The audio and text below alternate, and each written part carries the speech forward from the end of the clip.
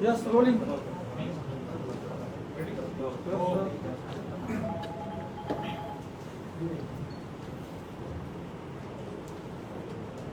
सकल मराठा समाज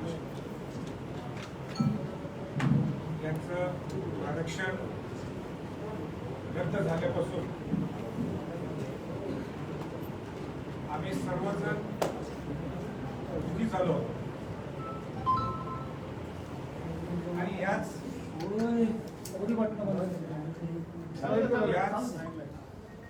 वेळी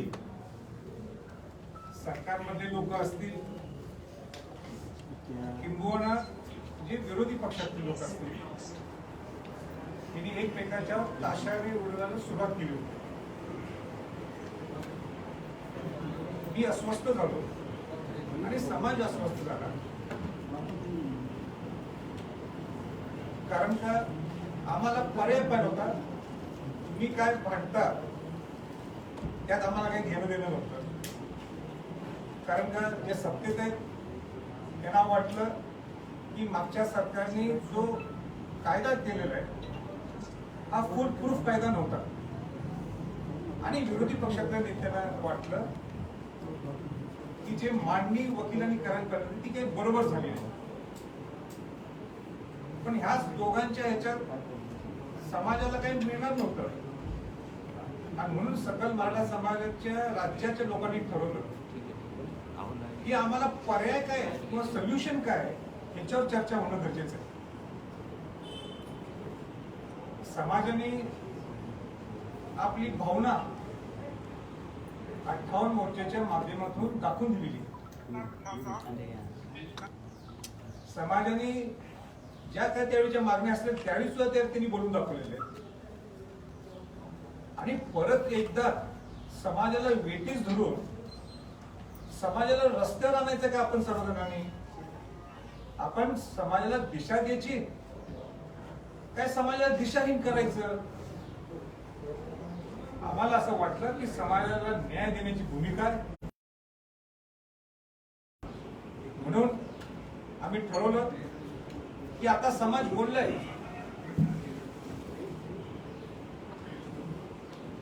आम्ही बोललोय. आम्ही म्हणजे कोण?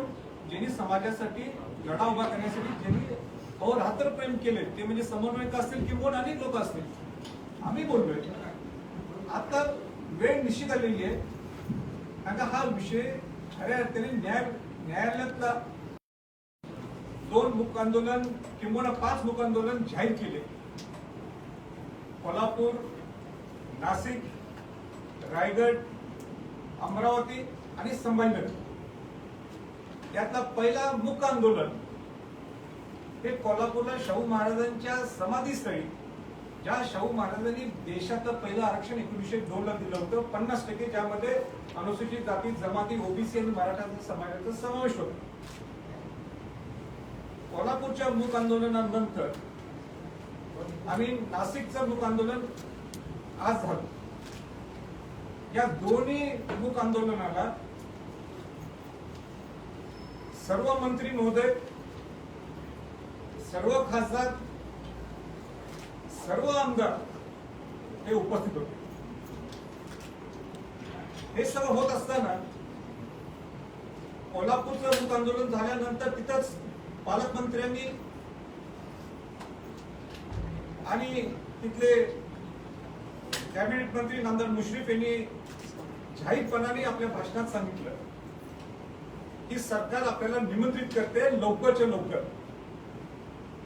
तर अनेक लोकांची इच्छा होती की आपण त्याला भेटायला नको लगेच, पण शेवटी समाजाचे प्रश्न सुटायला पाहिजे. म्हणून आम्हाला सुद्धा सर्वांना वाटलं नुसतं समाजावर थेट करून चालणार नाही, तर आम्ही लगेच त्याची भेट घेतली. भेट घेऊन अनेक विषयावर चर्चा झाली. 3 तास ही सह्याद्रीवर मीटिंग चालू होती. तर मला परत एकदा सांगायचं आहे की तिथे चर्चा काय झाली. हे पूर्ण महाराष्ट्रातल्या लोकांना समजणं गरजेचं आहे. म्हणून मी थोडक्यात त्याचा आढावा सुद्धा दिला. पहिली मागणी आमची काय होती की तुम्ही सांगा की ही राज्याची जबाबदारी आहे की केंद्राची जबाबदारी आहे. आणि तिथं मग त्यांना पूर्वीच मी मुंबईच्या प्रेसमध्ये मी सांगितले होते कुठले सोल्युशन्स आहेत, कुठले पर्याय आहेत. त्याचा पहिला पर्याय कुठला की रिव्ह्यू पिटिशन, जे राज्य शासनाच्या हातातला विषय. आणि रिव्ह्यू पिटिशन जर का टिकलं नाही तर आपल्याला क्युरेटिव्ह पिटिशन जातं. मग क्युरेटिव्ह पिटिशन हे भोसले समितीची स्थापना झालेली आहे. त्यांनी सांगितलं ते ह्याची काही गरज नाही. मग राहतो कुठला पर्याय, जर का रिव्ह्यू पिटिशन गेलं तर तुम्हाला एकमेव पर्याय राहतो, तो म्हणजे 338 च्या माध्यमातून आपल्याला आयोग स्थापन करावा लागेल, परत एकदा एससीपीसी व्हावं लागेल आणि मग ते राज्यपालांच्याकडे जाणार. राज्यपाल हे राष्ट्रपतींच्याकडे हा अहवाल देतील. राष्ट्रपती 342 च्या माध्यमातून केंद्रीय मागासवर्गीय आयोगाकडे जर त्याची इच्छा असेल त्यांना ते देऊ शकतात सगळं डाटा. आणि ते मग राज्य मागासवर्गीय आयोगाकडे डाटा घेऊन परत त्याच्याकडे स्वतः घेणार आणि मग पार्लमेंटला द्यायची इच्छा असेल तर राष्ट्रपतीच्या माध्यमातून ते देऊ शकतात.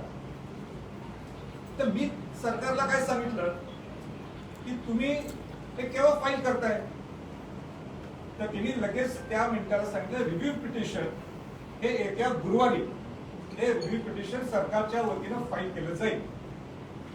मी त्यांना दुसरी सूचना केली, हे सगळं करत असताना तुम्ही पॅरलली हा दुसरा मार्ग सुद्धा तुम्ही इम्प्लिमेंट करा, अंमलात आणा. तर त्यांचा मतप्रवाह असा होता थोड्यांचा की आपण जर इकडे गेलो तर थोड्यांना वाटतं की आपण रिव्ह्यू पिटिशन हरलोयच, आपण त्यात काही साध्यच होणार नाही, म्हणून 2 मतप्रवाह आहे. पण मी त्यांना सांगितलं ठीक आहे, पण तुम्ही आयोग स्थापन करू नका, पण त्याचं होमवर्क ज्या काही गोष्टी लागतात, ज्या काही त्रुटी असतील गायकवाड कमिशन मध्ये त्याचे तर तुम्ही काम सुद्धा सुरू करू शकता. तर त्यांनी सकारात्मक दृष्टिकोन दाखवला. हे झाला तुमच्या आरक्षणाच्या बाबत.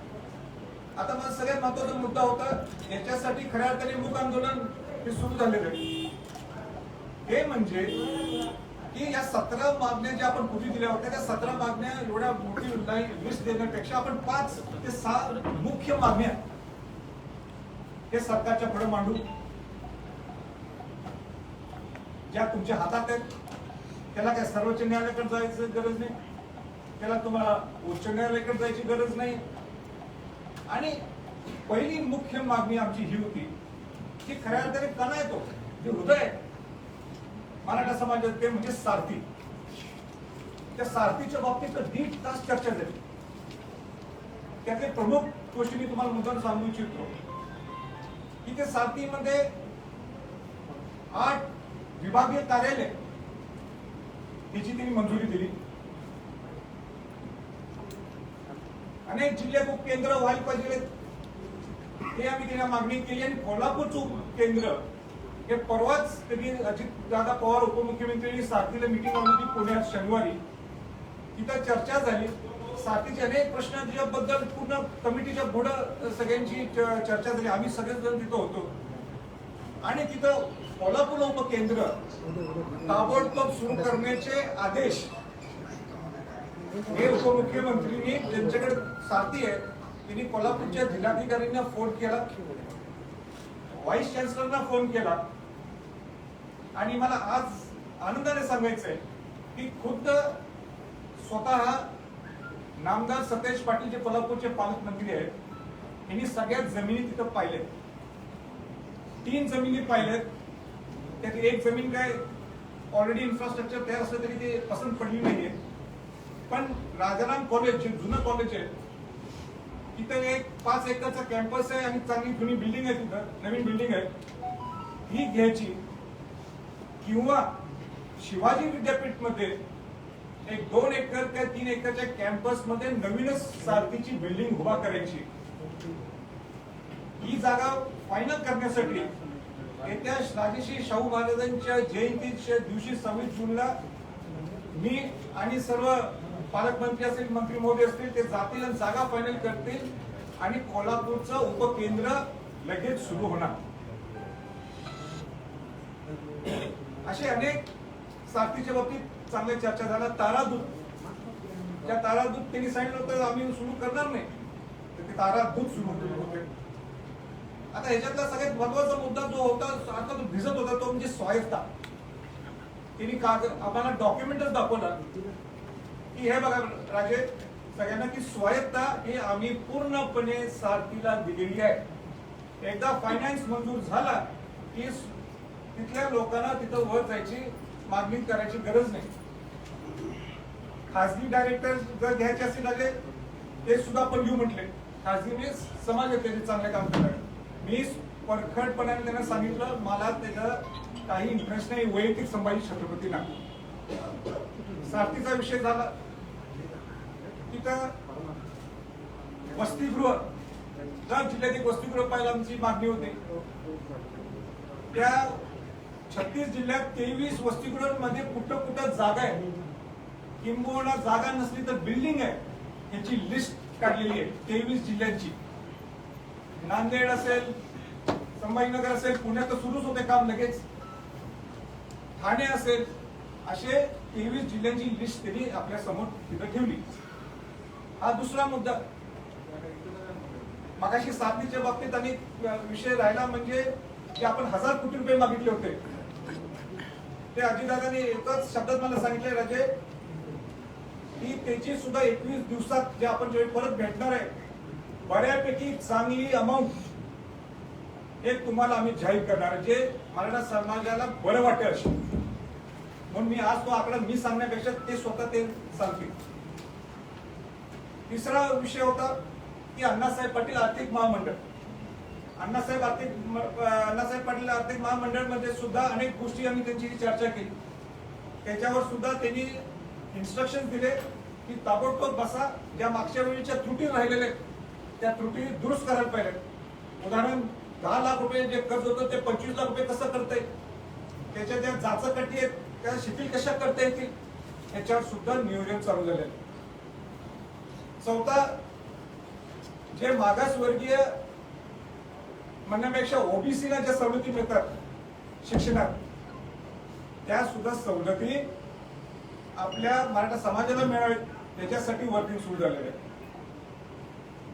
आणि सगळ्यात महत्वाचा मुद्दा तो म्हणजे 2185 मुलांच्या नोकऱ्या आणि ज्या 2014 पासून ज्या ESBCच्या ज्या अडकलेल्या नोकऱ्या त्यांच्यावर का तुम्ही निर्णय घेत नाही.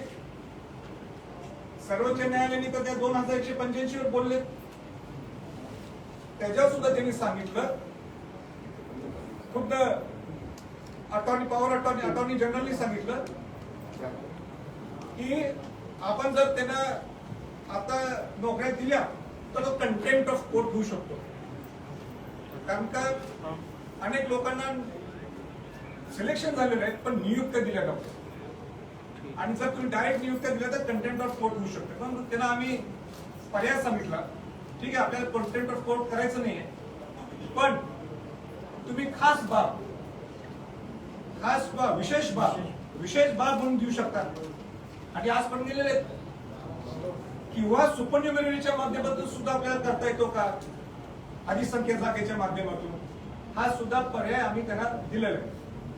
आता हे सगळं करायला बहुतांश मागण्या त्यांनी सगळ्या मान्य केल्या, पण हे सगळं करायला त्याला कमीतले कमीत 21 दिवस लागण्याची शक्यता आहे.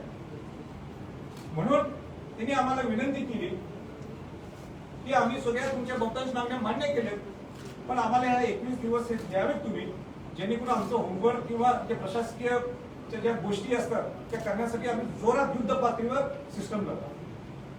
म्हणून आम्ही आज भूमिका काय घेतली, आज नाशिकला आम्ही सगळेजण एकत्र जमलो, सगळे राज्याचे समन्वयक आलेले आणि राज्याच्या समन्वयकांनी निर्णय घेतलेला आहे. आणि त्यांच्या वतीनं मी सांगतो की आम्ही ठरवलंय आंदोलन काय आम्ही थांबवत नाहीये, पण सरकारने बहुतांश मागण्या पूर्ण केल्या असल्यामुळं या मागण्यांच्या उर्वरित मागण्यांच्या प्रशासकीय पूर्ततेसाठी सरकारला कमीत कमी 21 दिवस लागणार आहे. म्हणून त्यानुसार या वेळेत सरकारने उर्वरित मागण्या अंतिम निर्णय घ्यावा. या 21 दिवसात किंवा मी म्हणे 1 महिना घ्या. तुम्ही या 1 महिन्यात जर का निर्णय घेतले नाही तर मग आम्हाला पुढची आंदोलनाची पुढची दिशा ठरवावी लागेल. आमची इच्छा नाहीये 36 जिल्ह्यात जायची. तुम्ही निर्णय घ्या. जसं तुम्ही आता सकारात्मक दृष्टिकोनातून तुम्ही पुढाकार घेतलाय अनेक मागण्याच्या बाबतीत, तसं हे जे थोड्या गोष्टी राहिल्या त्या सुद्धा तुम्ही पूर्ततेला आम्ही तुमचं स्वागत करू. आरक्षणाचा लढा हा लढा चालूच राहणार आहे, यात काय दुमत नाहीये. पण त्याला सुद्धा जसं त्यांनी रिव्ह्यू पिटिशन गुरुवारी फाईल करणार आहे, पॅरलली त्यांनी सुद्धा तो 338 बसचा जो पाथ आहे, पॅसेज आहे, तो सुद्धा त्यांनी सुरुवात करावा असं मी त्यांना विनंती केलेली आहे. मला वाटते मी सगळ्या गोष्टी क्लिअर केलेल्या आहेत. परत एकदा हे मी तेच मी ते म्हणजे बोलायची माझी इच्छा नाही. आपले काही प्रश्न असतील तर मी उत्तर म्हणजे कोल्हापूरला पण एल्गार पुकारला. तीन गोष्टी 3 स्टेप आमच्या डोळ्यासमोर येत आहेत. कोल्हापूर, मुंबईची बैठक, नाशिकचा आंदोलन. कोल्हापूरला पण एल्गार पुकारला, पण प्रश्न वेगळा आहे. त्यावेळेस आपला शर्ट दान काढा होता. मुंबईला बैठकीमध्ये त्याचा हलकासा रंग बदलला. आज नाशिकला अजून थोडा कमी लाईट होत चालला. काय झालंय म्हणजे की नेमकं सकारात्मक दृष्टिकोन बदलतोय म्हणून असं काही शर्टाचे रंग बदलत आहे, काय सांगणार? मला आठवते की पहिली प्रेस ही नाशिकला झाली होती. त्यावेळी हाच प्रश्न मला कोणतरी विचारला होता. तेव्हा मी काळा शर्ट दाखवला. त्याच्यानंतर मी मुंबईच्या मिटिंगला गेलो होतो आणि कुर्त्यावर गेलो होती. आज जरा फिट्टा झालाय. याचा अर्थच असा आहे की ज्या मागण्या आमच्या आहेत त्या मार्गी लागा म्हणजे त्याचा मार्ग निघायला गेले. आणि ज्यावेळी जर मार्ग चांगला निघत असेल तर लवकरच्या लवकर 15 शर्ट कुर्ता घालतो या दृष्टीकोनातून पण माझी इच्छा नाहीये की लॉंग मार्च हा पुन्हा टू मुंबई किंवा मुंबईला पुणे टू विधानभवन काढावा, नाहीतर मला काळी विजा सुद्धा घालावं लागेल. नाही असं म्हणतात कारण संभाजीराजांच्या आंदोलनाचे रंग ते जो पेहराव करतायत त्यातनं व्यक्त होतात. हे शिवाजी महाराज आणि शाहू महाराजांच्या आयडिओलॉजीकडनं मधून मी शिकलो की आयुष्यभर लढाई करायची नसते. कुठं लढाई करायची, कुठं तह करायचा, कुठं कौतुक करायचं, कुठं स्वागत करायचं, या दृष्टिकोनातून माझे कामकाज चालू आहे. ते समाजासाठी माझ्यासाठी नाही.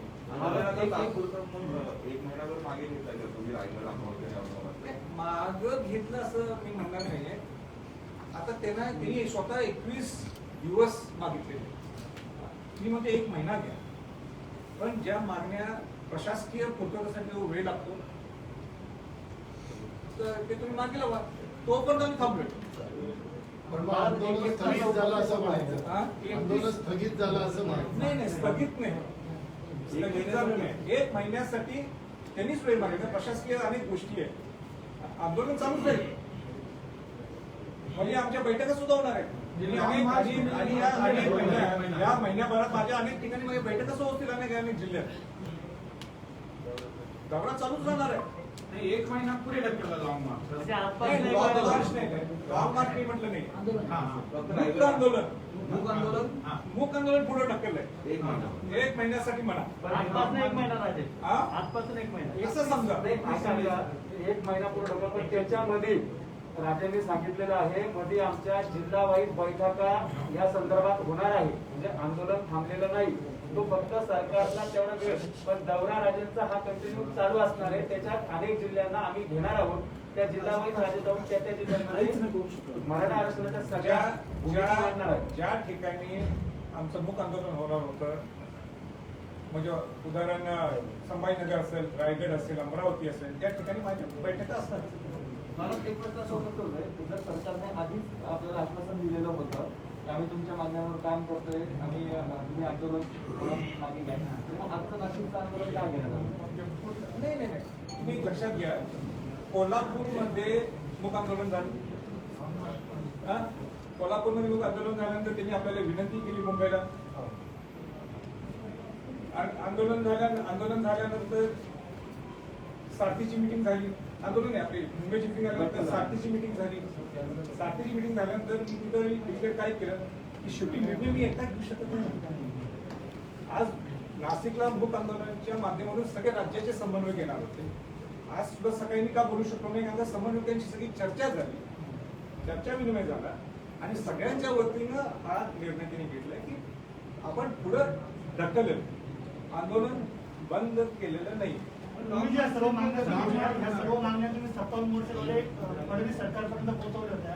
भाजपने सांगितलं होतं की आम्ही सर्व मागण्या मान्य केलेल्या आहे, आरक्षण दिलेलं आहे, मात्र ते कोणत्याही कायद्यामध्ये त्याचे टिकू शकलं नाही. यामुळे भाजप जे सांगता येईल तर आम्ही आरक्षण दिलं होतं की आम्ही मराठा समाजाच्या मागण्या पूर्ण केल्या होत्या, त्या कुठेतरी आता ते सर्व ज्या हे बघा, मागण्या 58 मोर्चाच्या माध्यमातून ह्याच मागण्या होत्या बाहेर पूर्ण झाल्याने पूर्ण झाल्या नाहीये म्हणून हा विषय आलेला आहे. आता म्हणजे भाजपची मराठा समाजाची फसवणूक केली का? कोणी चुका केल्या, कोणी बरोबर आहे हे मला त्यात पडायचं नाही. म्हणून मी सांगितलं मी अस्वस्थ झालो. ही भूमिका का घ्यावी लागली, का समाज दुखी आहे, मी शिवाजी महाराज शाहूंचा वंशज आहे म्हणून मी अस्वस्थ मी ही भूमिका घेतली. असं आम्हाला आंदोलन करायचं असलंच ना मला सोपं होतं सगळं सरकारच्या सर्व मागण्या आता महाविकास आघाडी सरकारकडे आलेल्या आहेत. म्हणजे भाजपने फसवणूक केली का? बघा, तुम्हाला नुसतं एका पक्षावर बोलायचं आहे का? नाही, मग कशाला बोलतोय? मला जर तुम्हाला नुसतं तेच घुमून बोलायचं असतं तर मला सांगा, मी समाजाला वेठी धरू शकत नाही. आज मला तुम्ही एक सांगा, उग्र आंदोलन मला करायला सोपं आहे का नाही? अहो, संभाजीराजांनी शिवाजी महाराजांचा वंशजाला हात मारला, दुसऱ्या मिनिटात उग्र आंदोलन होऊ शकते. काय ते बस तोडफोड कर, या घरात याच्यासाठी माझा जन्म झालाय. किती दिवस समाजाला तुम्ही वेठीस धरणार? म्हणून समाजाला एक दिशा देण्यासाठी हे माझं काम आहे आणि त्या समाजाला दिशा होऊ शकत नाही याच्यासाठी माझा लढा आहे. त्यावरच कसं आहे, नरेंद्र पाटील आज आलेले होते आपल्याला, त्यांनी असं म्हटलंय की उग्र आंदोलन केल्याने सरकारला भीती बसते. मागच्या वेळेस जे आपण मोर्चे काढले आपण, आता जे आपण मूक आंदोलन करतो सरकारला भीती वाटत नाही, त्यामुळे सरकार सकारात्मक दिसत नाही. मला त्याचा त्यांचे वडील समाजासाठी बलिदान दिले म्हणून माझा त्यांना त्यांच्यावर थोडा आदर आहे. पण मला त्यांनी सांगावं, 58 मोर्चे शासनाने आपले समाजाने काढले, ते सुद्धा होते, आम्ही सुद्धा होतो. आपण आपल्या भावना त्या व्यक्ती आहेत, त्या समाजावर रस्त्यावर आणायचं. मला सांगा, दगडफेक, ते बस फोड, काय परिस्थिती आहे की आता पण समाजाला काय वेठीस जाताय तुम्ही? आणि विषय कोणाच्या हातात आहे? सरकारच्या हातातले विषय येतात. लोकांनी आपल्या भावना व्यक्त केल्या, केसेस झाल्या तर कोणाच्या नावाने केसेस होणार आहे? अजून केसेस क्लिअर झाली नाही. मग खेळ करायचं का लोकांच्यावर? आपण माझी विनंती राहणार ते ना, ते अण्णासाहेब पाटलांची चिरंजीव आहेत. एका कुठल्या पक्षाचा अजेंडा घेऊन त्यांनी जाऊ नये, त्यांनी समाजाचा अजेंडा घेऊन जायला पाहिजे. पुढे माझी विनंती राहील त्यांना की बाकीचे कोणाच्या बद्दल बोलणार नाही, पण त्यांच्याबद्दल मला निश्चित सांगायचंय की त्यांना ते अण्णासाहेब पाटलांचे चिरंजीव असल्यामुळं तुम्ही समाजाची बाजू घ्या. उगाच समाजाला वेठीस धरू नका, उग्र आंदोलन करू नका. तुम्हाला आता ह्या जर गोष्टी साध्य होत असतील तर तुम्ही ह्या माझ्यावर राहून दे, पण ह्या समाज लोकांच्यावर या ना, त्या समाजाच्यावर या, अशी माझी त्यांना विनंती आहे. महाराज माझा एक मिनिट ऐका आता ह्या विषयावरती. आपण जे बोलला, मी मराठा महासंघाचा प्रेस चालू, प्रेस चला बाहेर, ओ बाहेर बाहेर घ्या. नाही प्रेस चालू, चला बाहेर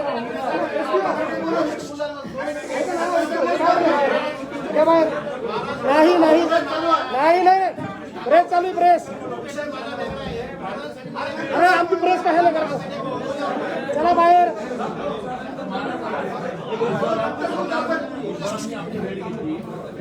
एकीकडे आपण मराठा समाजासाठी नेतृत्व करत असताना आता ओबीसीचं आरक्षण जे रद्द झालेलं आहे त्या संदर्भात भुजबळ देखील नेतृत्व करत आहे. येणाऱ्या काळामध्ये भुजबळ आणि आपण जसं त्यांनी म्हटलं तसं एकत्रित हा लढा देणार काय नेमकं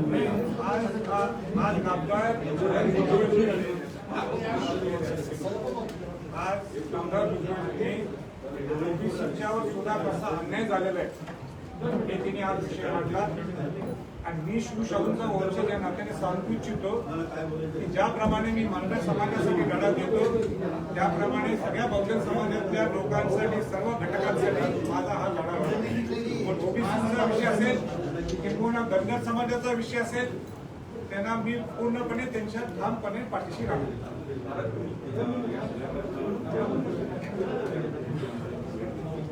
काही प्रश्न केंद्रात झालेले लोक आहेत.